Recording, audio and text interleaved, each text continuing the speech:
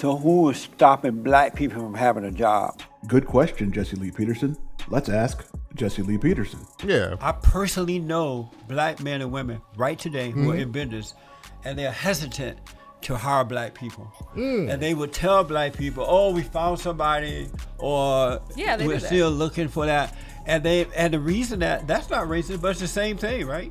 And the reason they won't, because black people have a bad attitude. They show up late, they complain all the time, they half-ass work, and they want to get paid. And so who want to be bothered with that? Jesse Lee Peterson doesn't think discriminating against black people during the hiring process is racist. He is a complete idiot. But let's go over this idiocy with some context. In this society, wealth is power. Wealth is the ownership of assets. The system of white supremacy is a set of laws, standards, and practices designed to keep wealth in the hands of white people and limit it when it comes to black people. This has been going on since the inception of this country. This is just a little context. The slave codes are an example of such laws. Now, we hear a lot of stupid people say, you weren't a slave. True, but not the point. The point is, the slave codes were a set of laws and regulations designed to control and oppress the enslaved Africans, defining them as property with no legal rights or protections. What does that mean for us? Not being able to own property significantly cuts down the ability to obtain wealth, not to mention generational wealth that can be passed down.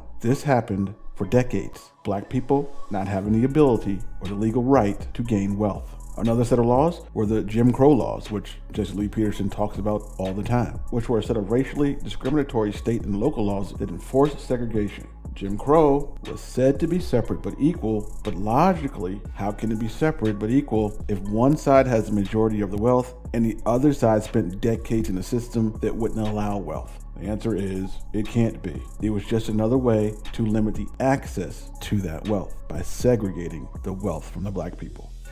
And yet another example is the practice of redlining. And that's a discriminatory lending practice in which certain neighborhoods, mostly black, were marked as areas that lenders would not lend money to. We will talk about why that's important in just a second. Those are just a few, but there are plenty more. This is why we see a wealth gap today. Whites in this country own 86% of the wealth, while blacks own 4%. Which means they own a substantial portion of the businesses, the land, and the access to the credit. Now, the way to attain wealth, if it's not inherited in this society, is usually through credit. People use credit to borrow money for businesses, to purchase land, to purchase homes, which usually results in an increase in wealth. And by the way, individual wealth in this country normally comes by home ownership. The way to get credit to purchase a home, business, or land is usually through income earned from a job. So the banks, usually the ones that extend the credit, look at our employment history, our income history, our credit history, and most importantly, our ability to repay the loan. So a job is essential to starting that wealth building strategy.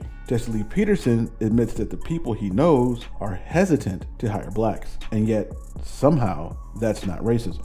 So white people, since they own 86% of the wealth, have the power to hire or not hire, loan or not loan, which has a direct result over the wealth of black people in America. This is the situation as it stands today. The reality is any wealth obtained in the US is usually a result of working a job for a white-owned company or getting a loan from a white-owned lending institution. The system of white supremacy is why we are in the condition we are in today. And that condition stems from not having wealth, since wealth is power. So yes, Jesse Lee Peterson, it's racist not to hire a person because they are black. Can't believe I have to say that.